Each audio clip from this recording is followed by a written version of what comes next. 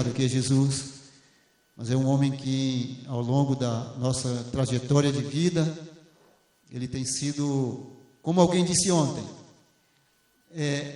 só um parênteses, como alguém disse ontem, eu conheço muito você.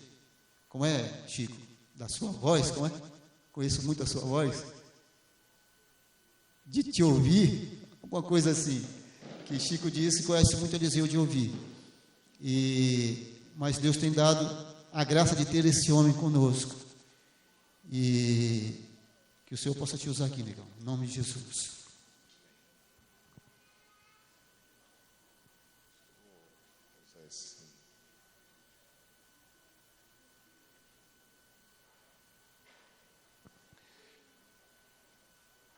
Gente, paz.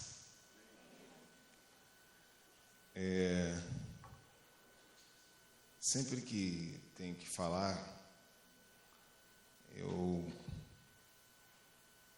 fico em grande conflito. Às vezes não parece, mas é sempre um grande conflito para mim. Eu já tentei resolver isso, mas não consigo. O conflito mais grave que fica dentro do meu coração é assim: eu posso papagaiar o Evangelho, posso dizer coisas que estão na Bíblia, mas que não é a palavra de Deus para aquele momento, para aquela hora, para aquelas pessoas. E o que acontece? É uma palavra boa, mas não é a palavra de Deus, profeticamente, para aquele grupo, para aquele momento, para aquelas pessoas. E esse é o grande conflito que eu fico sempre. Senhor, qual é a sua palavra? O que é que o Senhor tem a dizer?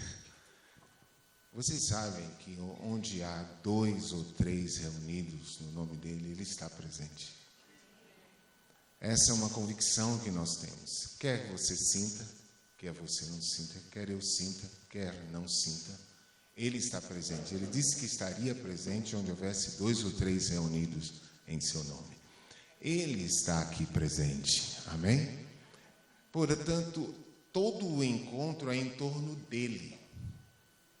Nós nos reunimos em torno de Jesus, por causa de Jesus e na presença de Jesus. E Ele é o nosso sumo pastor. E onde Ele está, Ele vem pastorear a sua igreja. Ele tem a palavra que renova, que anima, que exorta, que corrige. Sempre que Ele está presente, alguma coisa acontece dentro da gente. Acrescenta-se mais dele, crescemos mais com ele. 2 temas, vou chamar de temas assim, me veio à mente. Eu creio que a gente conversa essa noite. Espero ser bastante sucinto. E o outro, amanhã pela manhã, essa é a ideia de falar sobre os 2. O primeiro é um panorama claro, um pano de fundo, que eu creio que nós precisamos ter claro em nossa mente, do nosso momento. Eu falei um pouco disso no encontro com jovens, naquela vez que estive aqui em alguma chácara. Entender o nosso momento, conforme Daniel 8:25. Daniel 8:25, um texto que me vem sempre ao coração, e novamente me veio ao coração esta tarde, e eu gostaria de ler, quando nada, esse texto. Para dizer que nós estamos num momento singular da história. Singular. Nunca foi tão singular o momento da igreja, tão sério, tão grave. Eu não sei quantos percebem a compressão desse momento. A compressão espiritual é um momento que é difícil ser cristão. As pressões não são apenas pressões de dentro, há pressões de todos os lados, todos estão se sentindo pressionados. Os que estão acordados nesse momento percebem que há uma atmosfera espiritual de grande pressão.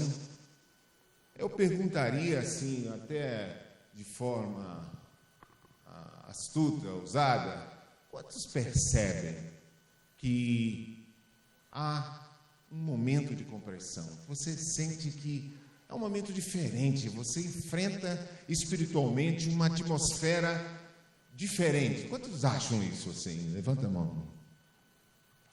Vou dizer por que eu estou falando isso e estou fazendo essa pergunta um pouco astuta. Porque neste versículo de Daniel 8, versículo 25, ele diz que há um grupo despreocupado.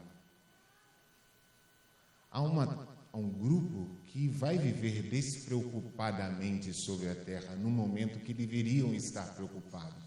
E este grupo despreocupado seria um grupo de presa fácil. Sabe, quando é um momento de guerra e o camarada está numa boa, sem a menor visão, e ele vai receber um tiro. Você estava na guerra, simplesmente, mas você não percebeu que você estava na guerra. Você não usou as armas para a guerra, você não se protegeu como alguém que está na guerra, você não percebeu o nível de guerra. E há naturalmente aqueles que estão tranquilos, sem perceber a compressão. Há os que estão percebendo e que possivelmente não estão fazendo nada com a situação. Estão percebendo, mas fazer o quê? O que eu vou fazer nesse momento? Já que estou percebendo que é um momento complicado. Eu gostaria de falar um pouco sobre isso hoje e o que fazer sobre isso amanhã. Tá? Se vocês tiverem paciência. Esse texto é o texto de 8:25 de Daniel. Ele diz: por a sua astúcia nos seus empreendimentos, fará prosperar o engano no seu coração, se engrandecerá e destruirá muitos que vivem despreocupadamente. Levantar-se-á contra o príncipe dos príncipes, mas será quebrado sem esforço de mãos humanas. Então, alguns aspectos aqui são importantes destacar. Fará prosperar o engano. Então, essa atmosfera, nesse momento da igreja, é uma atmosfera de engano. Nunca se levantou tantos enganadores, tanta pregação, tanta palavra que tem verdades nela, mas falta a essência. Claro que toda meia-verdade é uma mentira inteira.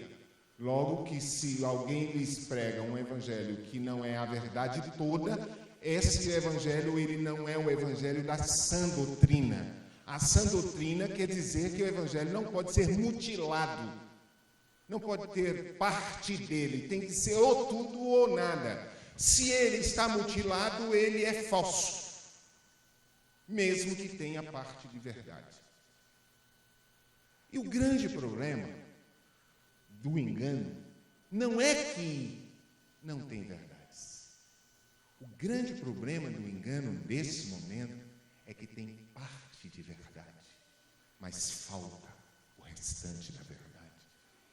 Satanás, ele é hábil nisso. Por exemplo, quando ele disse ao homem: olha, se você comer desse fruto, você vai conhecer o bem e o mal. Ele estava mentindo nessa parte? Não. O que é que ele mentiu e se tornou pai da mentira? Do quê? Já que ele falou parte da verdade. Ele disse que o cara ia conhecer o bem e o mal, e era isso mesmo. Só que ele negou a parte principal da história. É que ele conheceria o mal, mas não teria capacidade de não fazer. E conheceria o bem, mas não teria capacidade de fazer. E isto era o mais importante a ser dito. Que se não comesse da árvore da vida, ele conheceria o bem, mas não teria capacidade de fazer o bem, porque não tinha a vida de Deus. E se ele conhecesse o mal, ele não teria capacidade de evitar o mal, porque não tinha a vida de Deus. E isso ele não disse. E isso era muitíssimo importante. Aliás, essa era a parte da verdade que deveria ser dita. Ele continua sendo pai da mentira, porque tem sempre... Hoje nós vivemos num engano doutrinário a 3x2 aí, os enganos televisivos, livros, mensagens, que dizem parte da verdade do Evangelho, mas não dizem a verdade toda. É um momento grave de esfriamento. E já começo até parte daquilo que tenho a dizer nesta noite. Mas antes de dizer isso, eu quero ler esse texto de Mateus 24, 12. Depois, vamos a Timóteo. Mateus 24, 12 e 13. Alguém que achar, pode ler.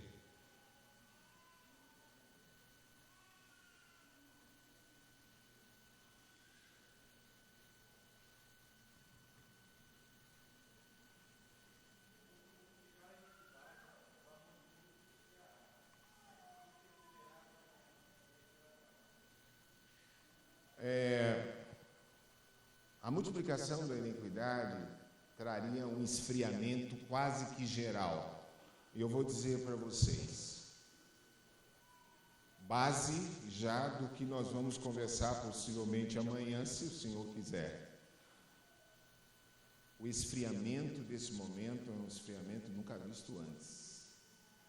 Tem muita gente que está cumprindo protocolos religiosos, que vamos às reuniões, que fazemos as coisas, tudo que os protocolos da religião nos indicam, mas lá dentro já esfriou. Já esfriou, já não tem mais ardor, gozo, alegria, satisfação em Cristo. Lembra daquela musiquinha, satisfação? É ter a Cristo, não é melhor prazer já visto sobre Jesus. Satisfação de servir ao Senhor. Há muita gente servindo ao Senhor já com a cara azeda, já cumprindo seus protocolos, mas sem alegria no espírito. Isso chama-se esfriamento. Esfriamento não quer dizer necessariamente alguém que saiu.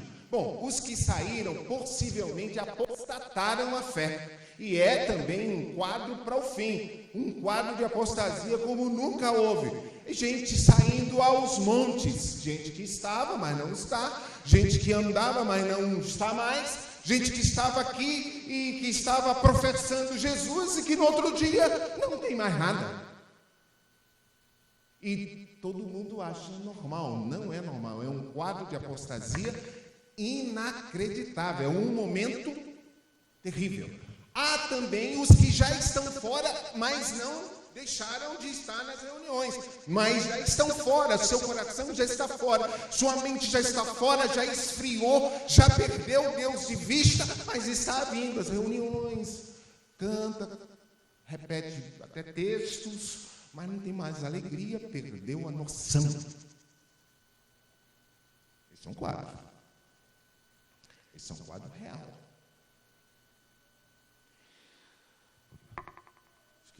se multiplicaria a iniquidade, o amor de quase todos esfriaria.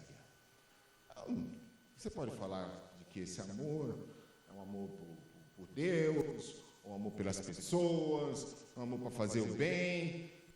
É o amor. É o amor. E me vem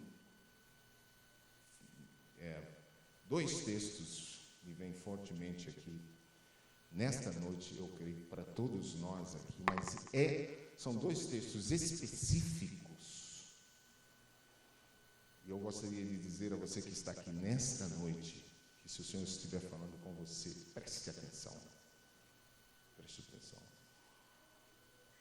Primeiro é o texto de Mateus 24, 13. Depois é o texto de Lucas 21, 19. E vamos ao texto de Lucas 21, 19. Lucas 21, 19. Eu vou pedir que vocês me ajudem a ler os textos, que eu gostaria de ler alguns textos mais rapidamente. Lucas 21, 19. E podemos voltar a 24, 13. Nós lemos o 12, já lemos, né? Ou se multiplicar a iniquidade, o amor de quase todos esfriaria. E no 13 diz... vamos para Lucas 21, 19. Vamos lá. Quem achar pode ler. Pode repetir?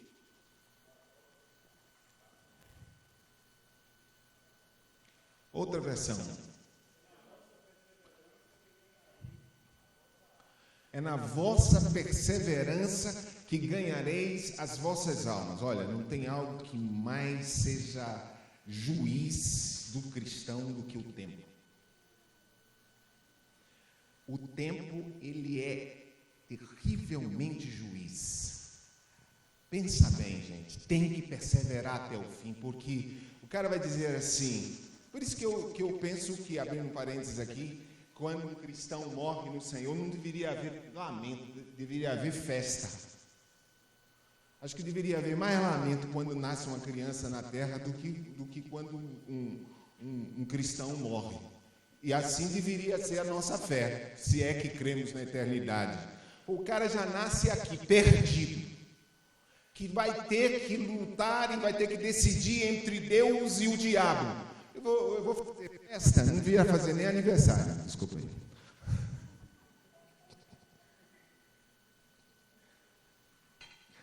Desculpa. Mas quando um cara morre em Deus, ele venceu.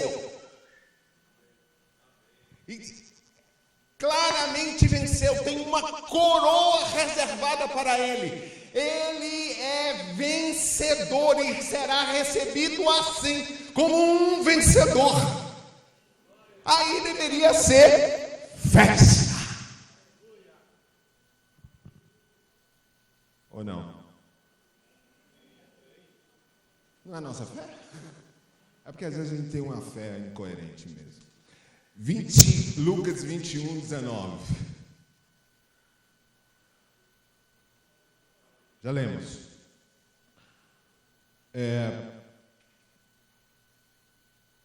Mateus 24, 12, 13. Já lemos? Lemos, não? Lemos. Agora vamos a 2 Timóteo 4. Nessa 2 Timóteo 4, eu quero destacar alguns pontos também, para a gente seguir na nossa conversa.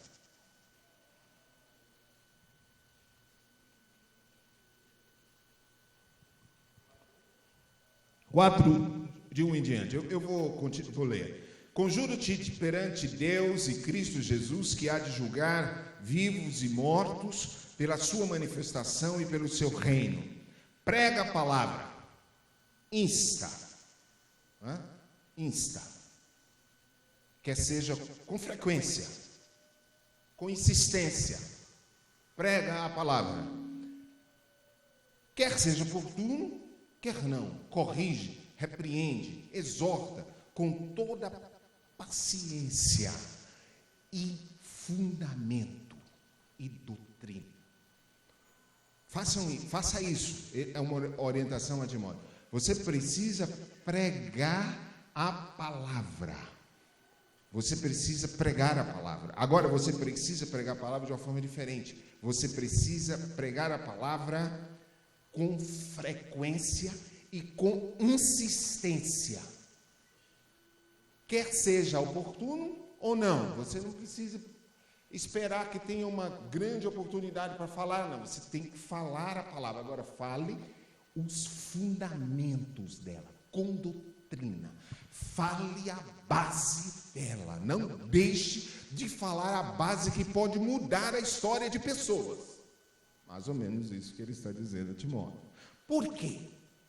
Porque haverá um momento, haverá um tempo em que não suportarão uma palavra de fundamento. Eles vão cansar de ouvir as mesmas coisas. Por quê? Eles vão se cercar de mestres segundo as suas próprias cobiças. Esse texto, por incrível que pareça, ficou insistentemente na minha mente para ler hoje aqui. Eu falei, mas não tem necessidade de ler esse texto, mas preste atenção a esse texto. Haverá tempo que não suportarão a sã doutrina, pelo contrário, cercar-se-ão de mestres segundo as suas próprias cobiças, como que sentindo coceiras no ouvido, se recusarão a dar ouvidos à verdade, entregando-se a fábulas. Queridos, nunca houve tantas fábulas, tantos contos de carochinhos, tantos pregadores e que são mais que palhaços do que pregadores do Evangelho, mais animadores de auditório do que pregadores da verdade. As pessoas se reúnem para dar gargalhadas. Eu não sei, tenho a impressão que alguma coisa mudou.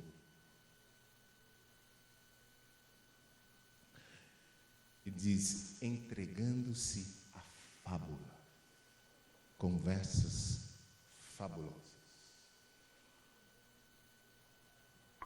Dificuldade de ouvir. Ouvir é uma arte. A Bíblia diz assim, ouvi e a vossa alma viverá. Porque você pode ouvir resistindo, ou ouvir recebendo o que Deus tem para você. E para você ouvir, você precisa abrir seu coração e abrir a mente espiritual para discernir até o que você está ouvindo, para julgar, para analisar no espírito e não na mente. Importante isso.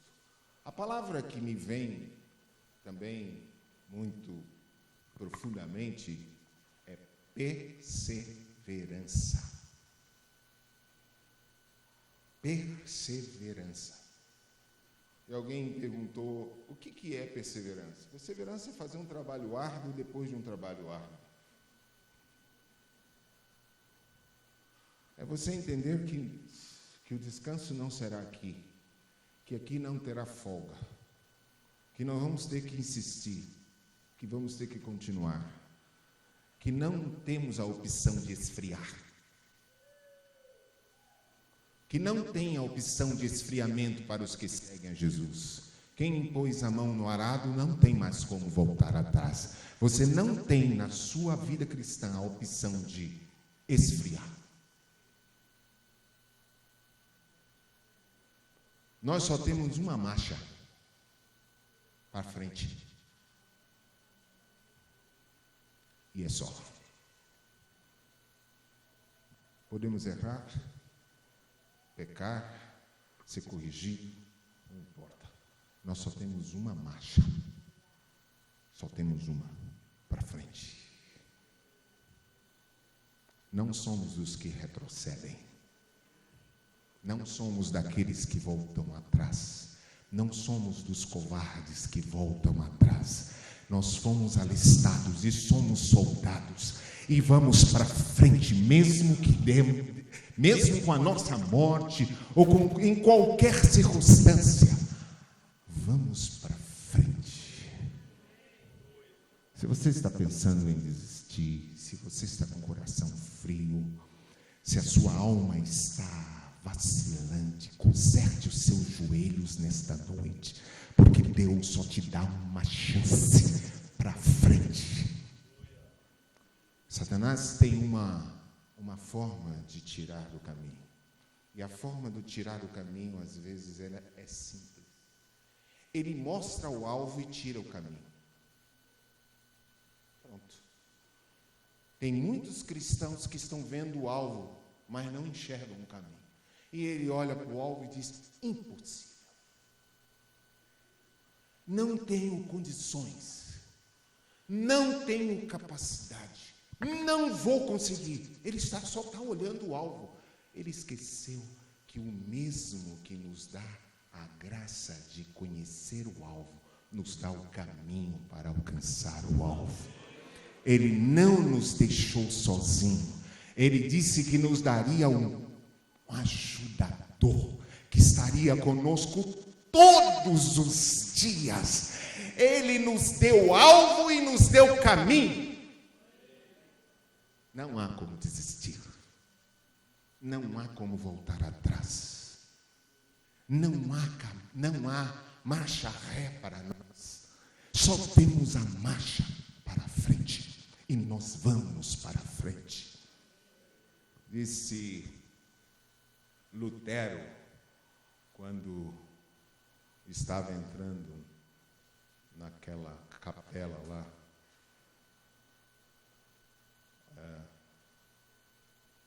esse castelo forte é o nosso Deus, espada e bom escudo. Com seu poder defende os seus em todo transe agudo. Com fúria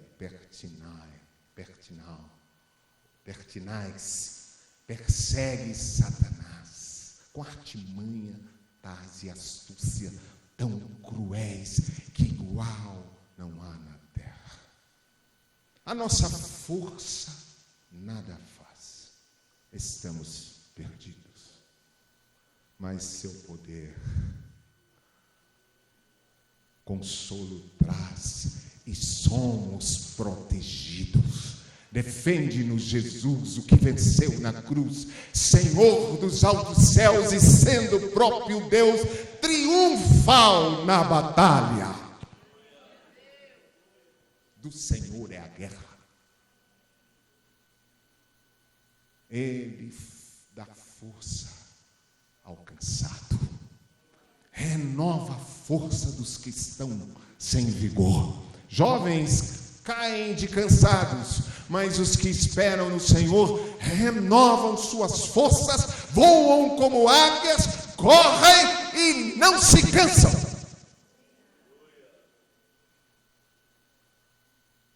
Aqui não conta tempo de serviço, mas horas de voo. Você não tem como dizer assim: eu tenho 30 anos de crente. Isso não conta. É horas de voo. É tempo de comunhão.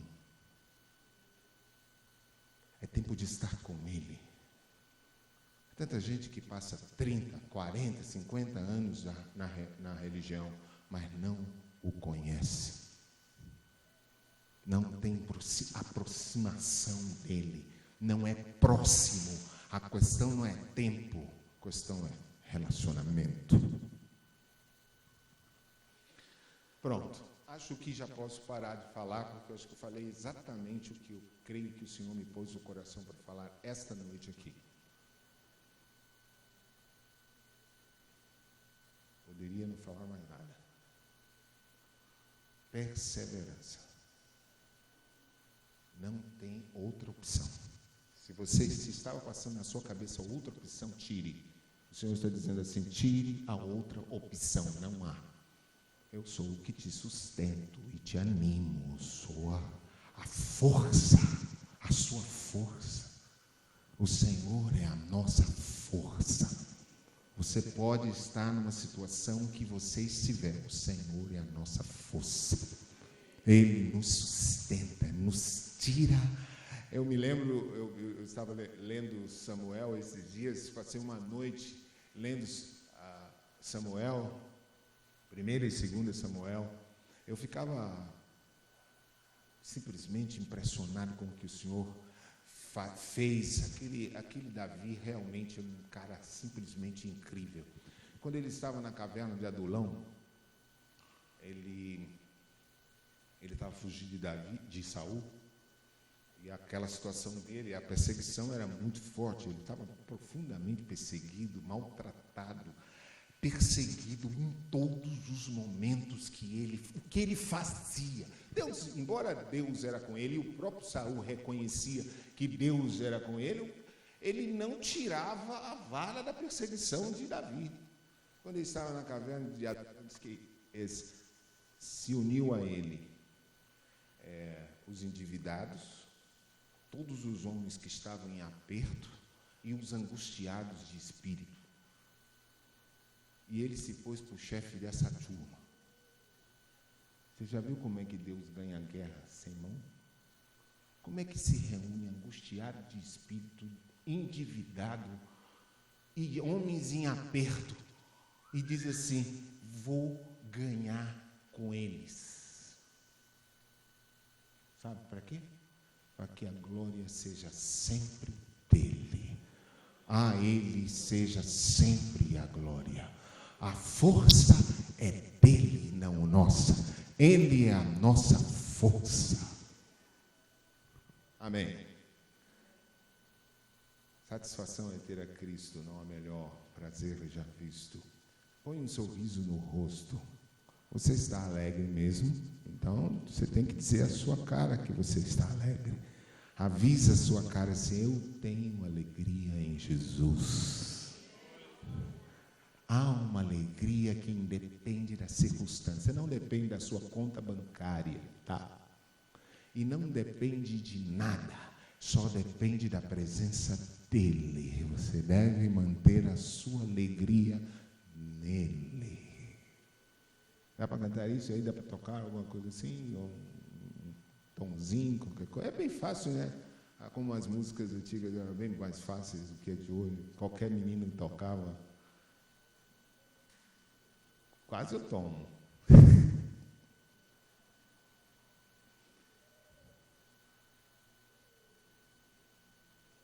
Quantos se lembram desse texto, dessa música? Satisfação é ter a Cristo, não há melhor. Prazer já visto, sou de Jesus. Agora eu sinto satisfação sem fim.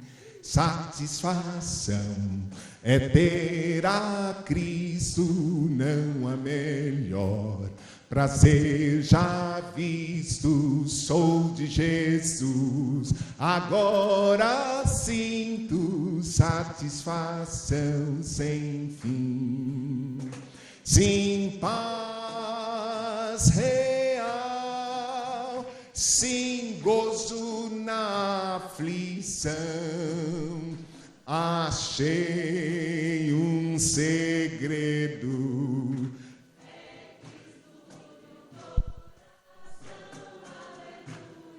Satisfação é nova vida, eu com Jesus em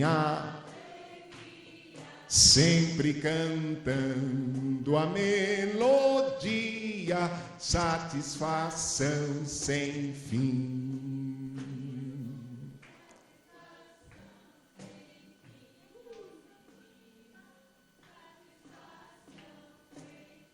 Vamos aplaudi-lo. Sim, paz real, sim, gozo na aflição. Para só, para aqui. Vamos repetir, ó. Você pode estar aflito, você pode estar passando o que for, seja no seu lar, no seu trabalho, o que for. Tenha uma satisfação em Cristo. Não é pela vista que se anda por outros olhos, se anda olhando pela fé. Não é na vista. Vamos lá? Vamos cantar? Sim, paz real, sim, gozo na aflição. Achei um segredo no coração, satisfação, nova vida, é nova. Eu com Jesus em alegria, sempre cantando a melodia, satisfação sem fim.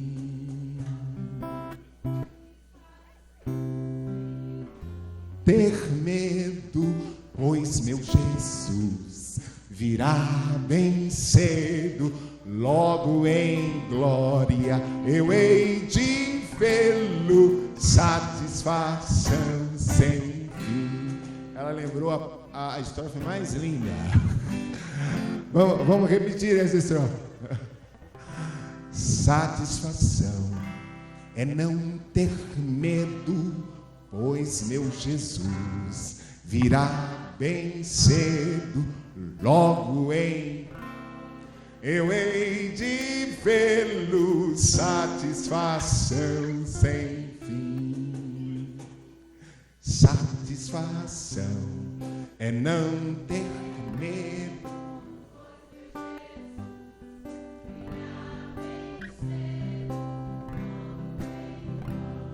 Eu hei de vê-lo.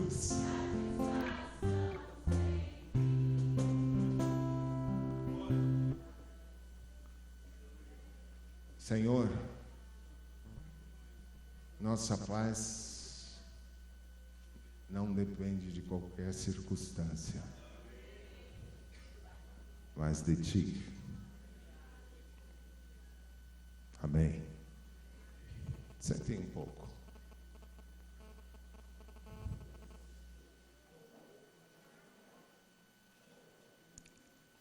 O Senhor me mudou uma palavra aqui. Eu vou obedecer. Salmo 142.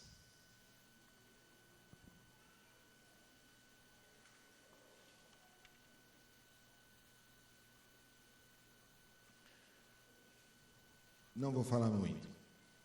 Espero, né? Claro.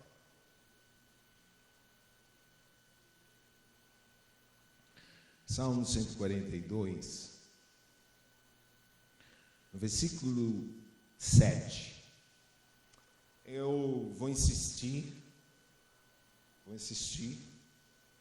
porque creio que o Senhor está nos querendo fazer algo nessa noite, muito fora do nosso planejamento, muito diferente do nosso planejamento. Ele diz assim: tira minha alma do cárcere para que eu te dê graças ao teu nome. Os justos me rodearão quando me fizeres este bem. Tira a minha alma do cárcere para que eu te louve. Em muitos momentos, Davi reclama ao Senhor uma libertação na sua alma. E eu queria falar um pouco sobre isso. Não era nada disso que eu ia falar, tá? Mas vou falar sobre isso agora. Sabe, gente, Eu tenho descoberto nessa vida cristã que alguns vão caminhando e caminhando bem, mas em algum momento entram em alguns cárceres de alma, prisões, perturbações. Vocês sabem que uma das perturbações hoje chama-se ansiedade. Existem pessoas que vivem debaixo de ansiedade. É uma angústia impaciente, uma aflição de alma, que muitas delas se tornam dependentes de medicamentos. Elas têm uma ansiedade, porque as pessoas ou estão no passado ou estão no futuro. Elas não conseguem aprender o que Jesus disse. Jesus disse assim: viva um dia de cada vez, basta cada dia seu mal. Não precisa você ficar se preocupando com o futuro. Deixe que o futuro fique na minha mão. Deixe o futuro na minha mão. Você apenas viva hoje. E as pessoas não conseguem. Elas estão extremamente apertadas pelo passado ou futuro. Elas estão extremamente angustiadas. E as pessoas estão aos montes, aos psicólogos e aos psiquiatras pedindo ajuda porque elas não conseguem. E o pior, dezenas e dezenas de cristãos estão na mesma fila. Um cara conta que estava eu li, né, num determinado livro, que estava numa fila lá para um médico, para um psiquiatra, por causa de ansiedade, e quando ele descobre que a maior parte dos que estavam, quando eram umas 6 pessoas que estavam também esperando para ser atendido, eram cristãos. Isso expressa o quadro de ansiedade que vivemos hoje como sociedade e que os cristãos se embarcaram nessa. Irmãos, eu gostaria de dizer a solução disso depois que falar sobre algumas outras fortalezas que podem estar na nossa mente. O orgulho pode ser essa. Orgulho é pensar elevadamente sobre si mesmo.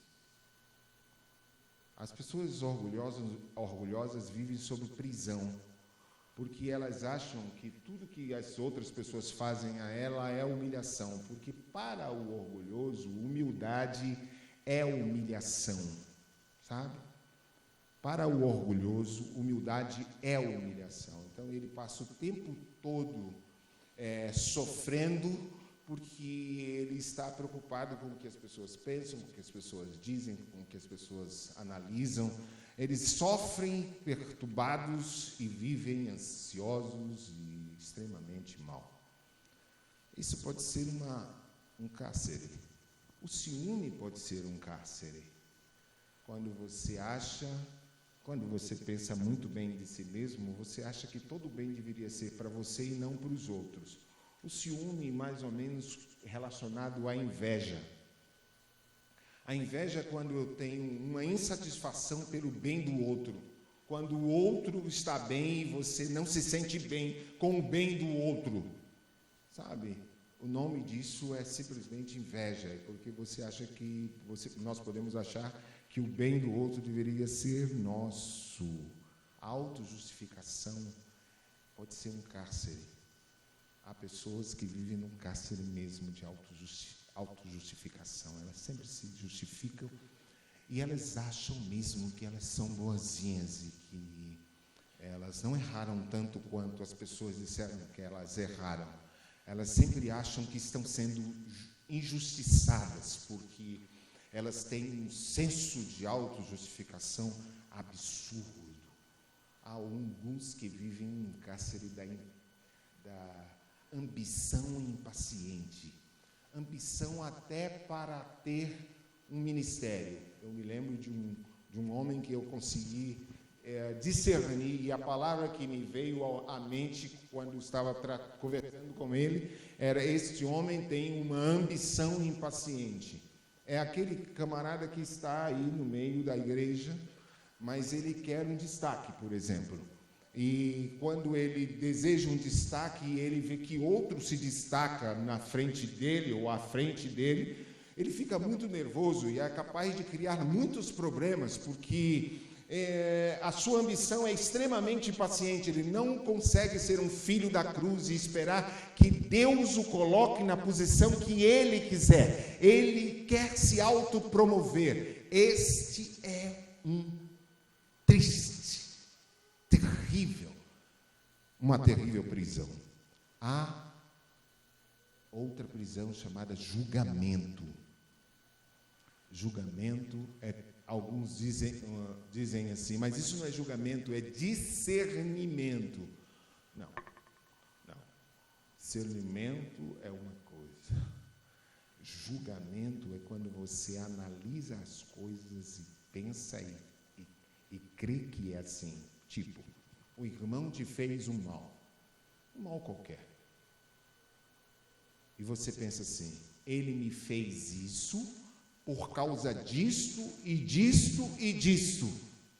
Aí já é julgamento.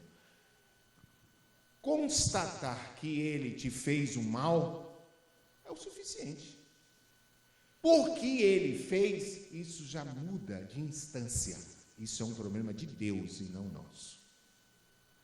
As razões por que as pessoas fazem o que fazem não nos cabe. Cabe ao Senhor e não a nós. Não é Ele o justo juiz de toda a terra? Não é Ele que julgará todos os homens, grandes e pequenos? Que todo joelho se dobrará? E não adianta, gente. Não adianta.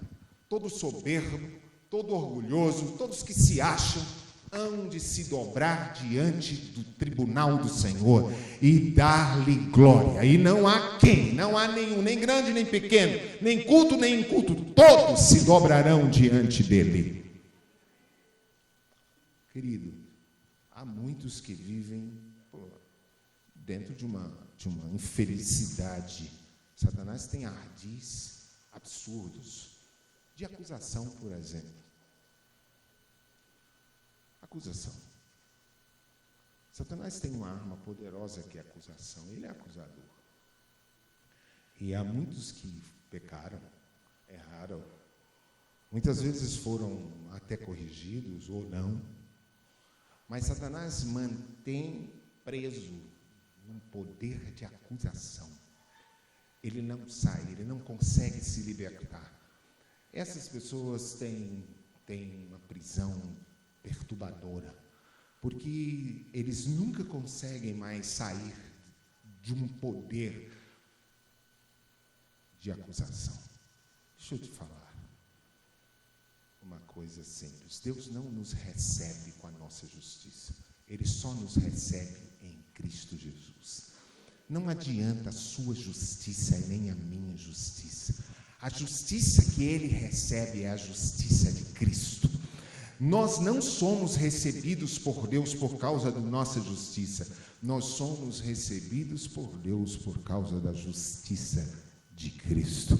Se Ele nos perdoou e nos lavou, você só pode agora usufruir. A graça é usufruir daquilo que não tínhamos direito nem condições de ter. Graça é favor imerecido. Amém? Há outros que estão presos à fofoca, à crítica e à difamação.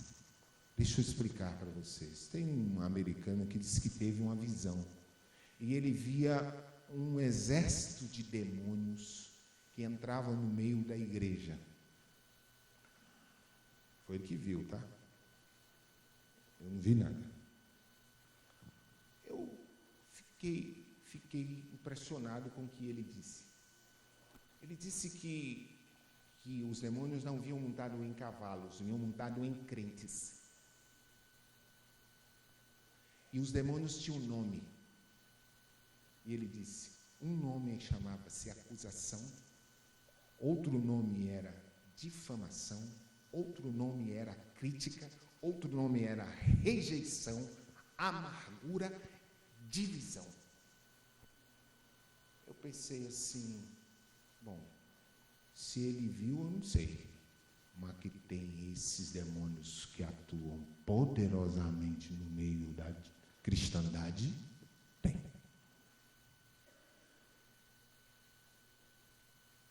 Preste atenção. Acusação, fofoca, difamação, crítica. Alguns não têm um senso crítico, têm um espírito crítico. Se você tem um espírito crítico, você não vai andar bem nunca. Porque o seu coração está maculado. Você não vai conseguir servir a Deus. Você tem um espírito amargo.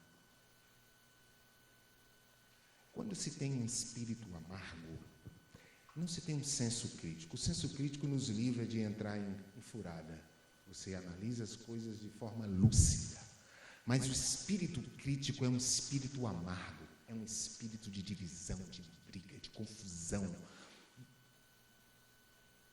Se você está sob a influência desse cárcere, chamar de cárcere, o que o camarada chamou de demônio,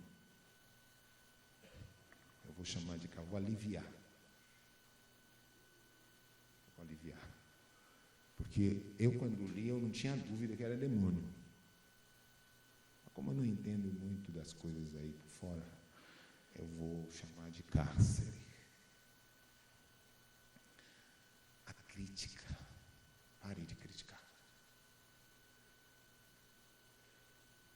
Não desenvolvam um espírito crítico. Não há perfeição. Essa caravana vai por causa do sangue do Cordeiro. Eles venceram por causa do sangue do Cordeiro. Não há força. Não há que ficar apontando, questionando, se amargurando. Todos que vivem em crítica, em espírito crítico, não vai ficar bem nem aqui, nem ali e nem em lugar nenhum. Porque se você não é bênção onde está, será maldição onde quer que vá. Isso aí você pode anotar, tá? Do tempo que sou cristão, me converti aos 12, 13, estou com 32. Me converti aos 12, 13, estou com 52. E durante esse tempo eu procurei me afastar o máximo daqueles que tinham amargura no coração. O amargurado, ele não consegue ficar calado. O amargurado precisa de alguém para deixar o seu veneno. Ele tem um veneno mortal. Ele não fica amargurado sozinho, ele vai amargurar mais pessoas. Se você está amargurado, você precisa de liberdade no espírito para viver. Davi disse, Senhor, tira minha alma do cárcere para que eu te louve. Há pessoas que vivem de impaciência, de falta de perdão. No capítulo 10 de Marcos, no versículo 25, ele diz assim, quando vocês forem orar, perdoai. Perdoai. Porque vocês sabem o que é oração, e era um assunto que eu gostaria muito de falar, mas não creio que vai dar oportunidade, talvez amanhã um pouco, de oração coletiva. Gostaria muito, estou com tanta carga de oração coletiva que acho que eu falo de oração coletiva a partir de qualquer texto da Bíblia. Começar assim, o Senhor é meu pastor e nada me faltará. A oração coletiva está aqui. Porque a carga que vem no meu coração de que quando a igreja está reunida, ela tem capacidade e poder de abrir e fechar, de dominar esferas espirituais, de dobrar querer, de apagar a força do fogo, de exterminar uma guerra, de destronar reis. Crê ou não crê nisso? Porque a igreja não reinará com Jesus. Ela reina hoje. Porque Jesus não será rei. Ele é rei. E ele deu à igreja chaves, governo. Tiago diz: pedis e não recebeis? Jesus disse: dois de vós concordarem sobre qualquer assunto na terra. Vocês acreditam que a igreja em concordância vence reinos, destitui reis, para uma guerra? A Inglaterra, olha eu falando de oração, está vendo? Coletivo. A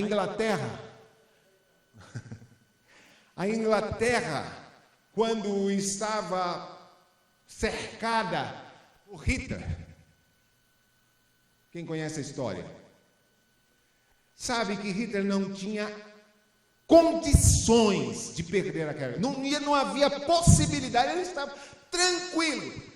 Tinha uma igreja na Inglaterra de joelhos, clamando ao Senhor e pedindo socorro pela Inglaterra. A história mostra como Deus mudou os rumos da Inglaterra por causa de uma igreja de joelhos. Hoje somos uma igreja frágil, que se mete em política, tantos cristãos metidos na política, achando que podem melhorar o mundo por ideologia. Isto não é verdade. Nós mudamos o mundo pela oração, e no joelho, e no poder do Espírito Santo, e na fé em Deus. É assim que se muda o mundo. A igreja sempre mudou o mundo assim. Hoje você fala isso com os cristãos, eles, mas nós temos que participar. Você não é um cara politizado. Quem precisa de ser politizado? Nós precisamos de restaurar nossa comunhão com a intercessão. A igreja e a missão da igreja é interceder. Interceder. Essa é a nossa função. Me para uma irmã e diz: mas eu tenho 70 anos, não tenho nada para fazer. Eu disse: quem disse que você não tem nada para fazer? A Bíblia diz: aquelas que são verdadeiramente viúvas se entregam à oração dia e noite. E vocês pensam que orar não muda? Não muda? Não muda porque não oramos. Não muda porque não entendemos que nós temos armas de defesa e de ataque. As armas do nosso exército não são carnais, mas poderosas em Deus para destruir fortalezas e anular sofisma. Tudo se muda na oração, tudo, qualquer coisa. Você já viu alguém debaixo do poder da oração? Você já viu? Você já viu alguém debaixo do poder da intercessão? Seja filho, marido, gente, qualquer pessoa. Se ela estiver debaixo da oração, ela fica sem muita liberdade. Ela fica sob uma corda curta.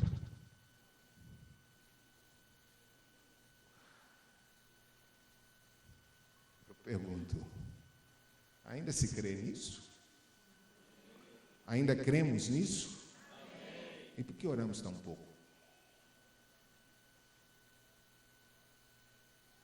Nós oramos pouco e mal. Eu descobri uma coisa simples: orar se aprende. Sabe quando os discípulos disseram a Jesus assim: ensina-nos a orar. Orar se aprende. Você sabe, quando nós estamos reunidos, eu ficava em desespero quando eu reunia com a igreja para orar. Aquelas orações quilométricas. Viu? Aqui não tem isso não, né? Cara, ora. E quem está do lado de cá está em desespero, já viajou e você não para de orar, ele viaja. Ele esquece que está em oração coletiva, que precisa de concordância. A oração não é quilométrica, ela é métrica, ela precisa de funcionar, ela precisa de concordância. Uma oração da igreja primitiva foi escrita, aquela oração onde o lugar que eles estavam tremeu. Como é que se pode ter uma oração escrita de uma igreja toda? Uma oração de concordância é guerra, é arena, é briga, tem que atirar certo, tem que saber o que está dizendo, tem que crer no que está falando, tem que concordar, e os céus descem. Crê ou não crê nisso? Deus precisa revolucionar nossa mentalidade sobre oração. Nós precisamos, inclusive, entender que oração não é simplesmente para o bem-estar nosso. Oração é serviço da igreja. Serviço. Nós precisamos servir uns aos outros. Você lembra quando Jesus fala sobre oração e ele diz que um amigo, que o cara estava em casa e chegou um amigo pedindo comida, pedindo pão. E o que é que ele faz? Quem lembra desse texto? De Lucas. O que é que ele faz? Ele sai, vai na casa de outro amigo e bate na porta do outro amigo, e o amigo diz: eu já estou dormindo, meus filhos já estão em casa dormindo, já estão na cama. E ele insiste batendo, diz: meu amigo chegou agora e precisa de pão e eu não tenho. Você sabe como é o nome disto? Intercessão. Ele vai pedir pão não para ele, mas ele vai pedir pão para o amigo dele. Vocês não acham que nós precisamos levantar na igreja um sentimento de intercessão e uma carga de intercessão por tantas situações insolúveis que ficam em nosso meio e que nós achamos normal e que não cremos que Deus pode mudar coisas impossíveis?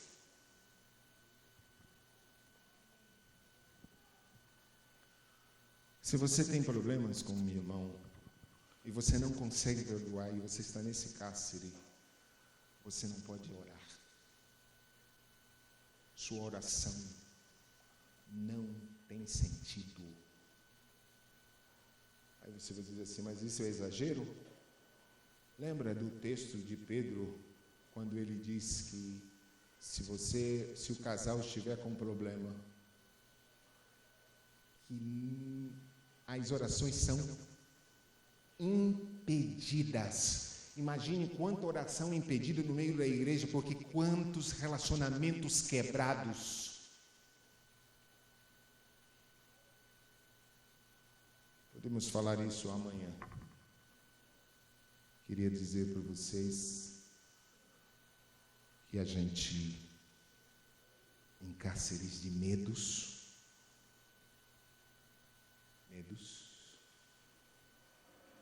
irreais, rejeição, sentimento de abandono, medo de morte, medo de traição, medo do futuro.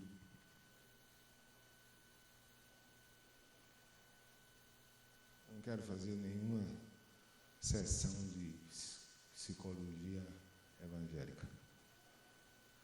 Eu quero falar sobre a cruz de Cristo.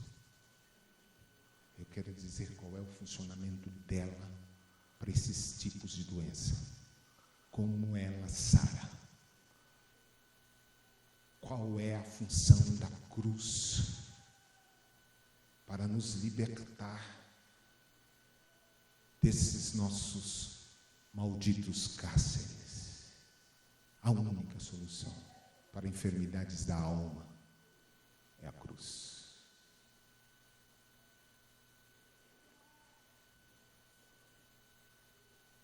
Lucas 9, 23.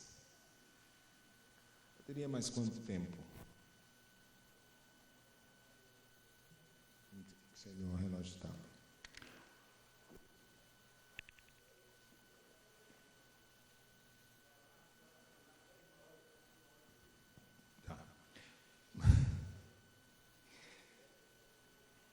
Mas não vou adiante.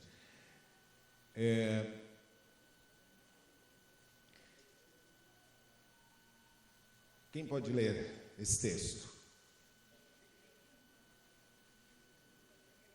Lucas 9, 23.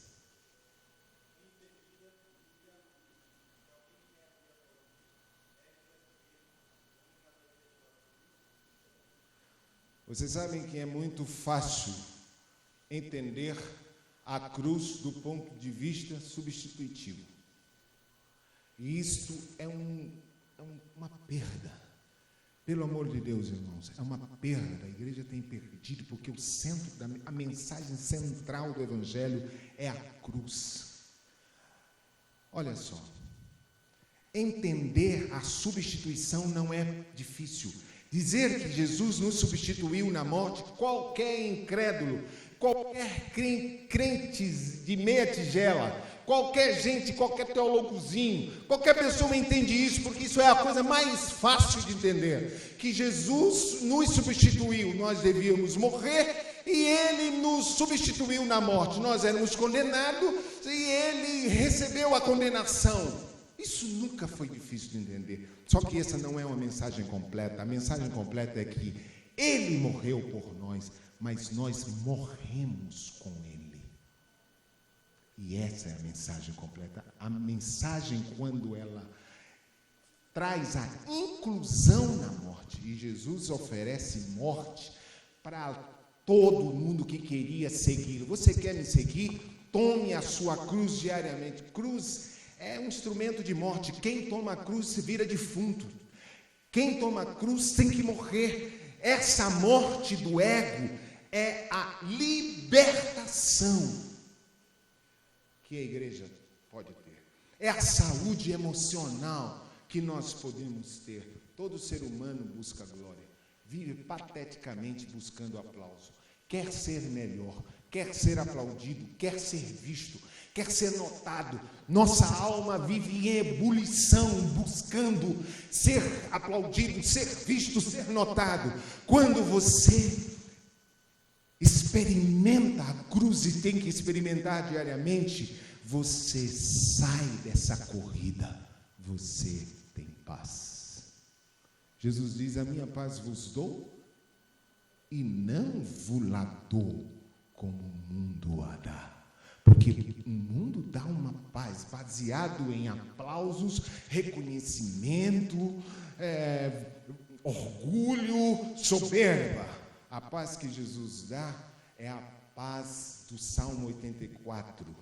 Sabe, aquele salmo que diz: quão amáveis são os teus tabernáculos, Senhor dos exércitos. Minha alma suspira e desfalece pelos teus átrios.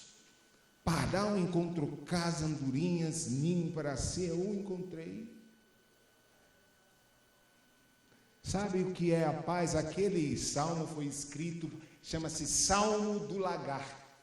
Veja se você, quando você olha no título do salmo, você diz Salmo do Lagar. Salmo para ser cantado enquanto as uvas são pisadas. Diz assim: e passando pelo vale de Baca, faz dele um manancial. Passando pelo vale árido, faz dele um manancial. Esse salmo é dos filhos da cruz. Quando ele está no vale, ele não reclama. E quando está no topo, não se gloria. Se ele está no topo, ele dá glória a Deus. E se ele está no vale, ele dá glória a Deus do mesmo jeito. Ele não vive reclamando quando está no vale, ele não vive reclamando, e ele não vive cheio de reclamação, porque estou passando isso, porque estou no vale, porque eu estou passando isso, e porque Deus me deixou passar isso. Ai meu Deus, e orem por mim, façam alguma coisa por mim, estou sofrendo muito. Estes não sabem e não experimentaram a cruz. A cruz nos faz sofrer em paz. A cruz nos dá paz em pleno sofrimento, não reclamação. Você fica reclamando para todo mundo que você está passando isso e aquilo, você não passa de um reclamão. É só isso, você é um reclamão. Mas se você está no topo, e você é daqueles que diz: eu estou no topo, estou no topo, você não passa de um soberbo. Tudo que temos foi Ele que nos deu. Tudo que somos é dele, porque dele, por Ele e para Ele são todas as coisas. Não recebemos glória que vem de homens. Toda a glória é dele. Os filhos da cruz vivem para glorificar a Ele. Sabe como um homem está preso e consegue cantar no meio da prisão? Dentro da prisão, e as portas se abrem. Tire uma música ao Senhor no meio do sofrimento. Cante a Ele. Diga que Ele é digno de ser louvado, independente do que você está passando. O Senhor é meu pastor, nada me faltará. Deitar-me faz em verdes pastos, guia-me mansamente às águas tranquilas, refrigera a minha alma, guia-me pelas veredas da justiça por amor do seu nome. E ainda que eu andasse pelo vale de sombra da morte, não temeria mal algum, porque tu estás comigo.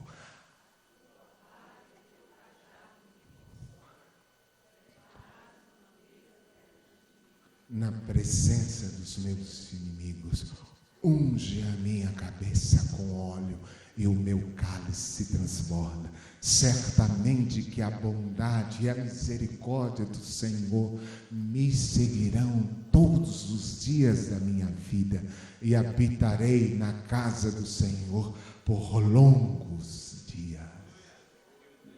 Ainda que eu andasse pelo vale de sombra e morte, eu não temeria mal algum, porque tu estás comigo. É simples. Amém. Amém. Estou crendo que o Senhor está nos falando esta noite. Se não para um, quando nada. Se não para um. Vou parar. Confiando que o Senhor já nos disse que tinha que nos dizer esta noite. Eu acredito que Deus pode estar querendo corrigir algumas coisas na sua mente, inclusive nossa fé, nossa base de fé. Uma fé baseada em circunstâncias, uma fé que é só pela vista, uma fé frágil.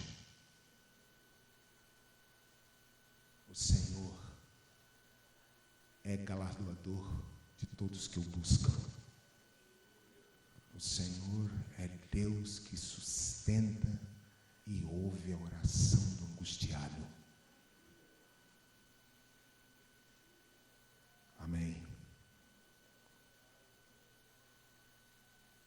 Ele está, alguém disse, nosso Pai. Você sabe que uma das expressões mais fortes que podemos dizer a Deus é Pai. Jesus, quando ensinou a orar, ele disse: vocês vão dizer assim: Pai Nosso. Os judeus não suportavam ouvir Jesus dizer Pai, porque eles não podiam chamar Deus de Pai. Eles chamavam Abraão de Pai, mas Deus eles não chamavam de Pai.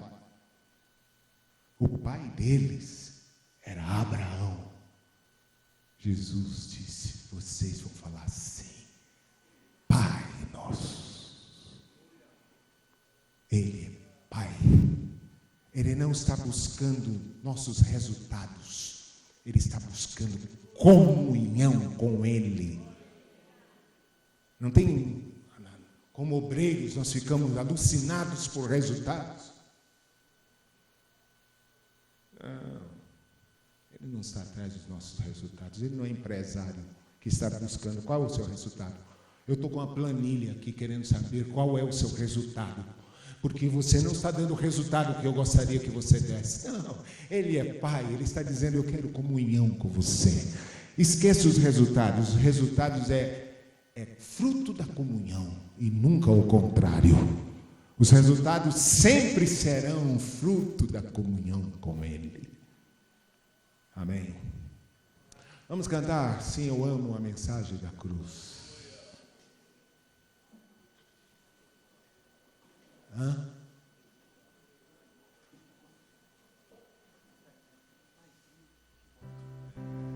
Abba, Pai, Pai querido.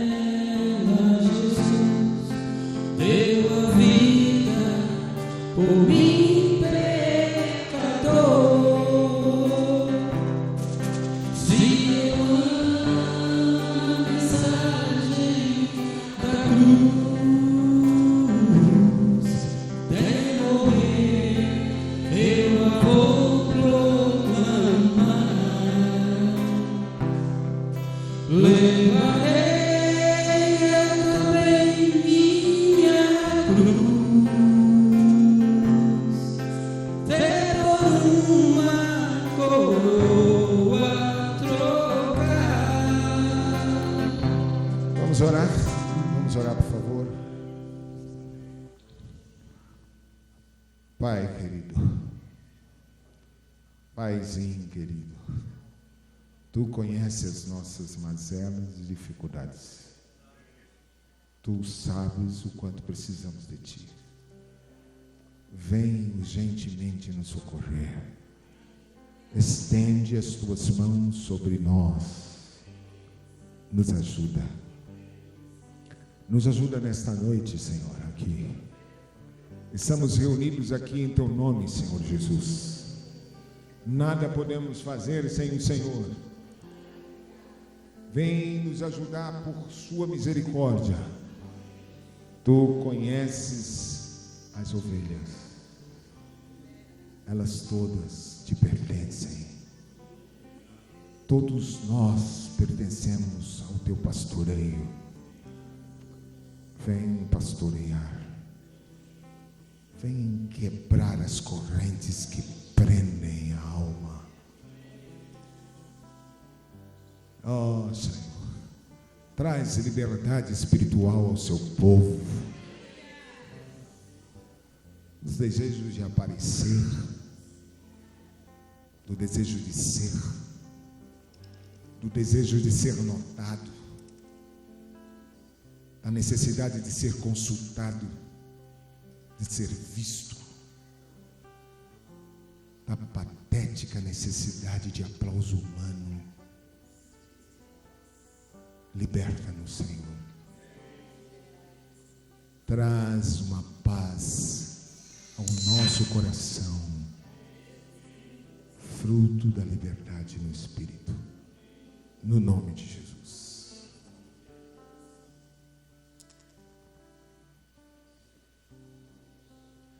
Aleluia, Jesus. Aleluia. Aleluia, Jesus. Santo Jesus. Santo Jesus. Santo Jesus. Eu estava lembrando que alguém disse, eu li isso em um livro outro dia, dizendo que quando Jesus estava dizendo, Pai nosso que estás nos céus, e os irmãos estavam entendendo assim, Paizinho, tu que habitas em meu coração. Eu penso que é assim que tem que ser. Quando Jesus diz, Abba, Pai, como Eliseu repetiu aqui, Paizinho, tu que habita em nossos coração. Aleluia. Deus, nós não queremos mais nada, nós queremos apenas continuar na tua presença, Senhor. Queremos estar livres, Senhor, diante de ti. Que tu venha tirar de nós, Senhor, todo orgulho, toda amargura, todo enfado, toda crítica, todo espírito crítico, tudo aquilo que não provém de ti, Senhor. Em nome de Jesus, que aprendemos a ser iguais a ti, Jesus. Que abriu mão de ser Deus, se esvaziando. Que venhamos nos esvaziar, Senhor. Necessitamos disso. Em nome de Jesus. Em nome de Jesus. Aleluia. Amém. Em nome de Jesus. Amém, amados. Eu penso que assim a gente dá uma parada aqui. Em nome de Jesus.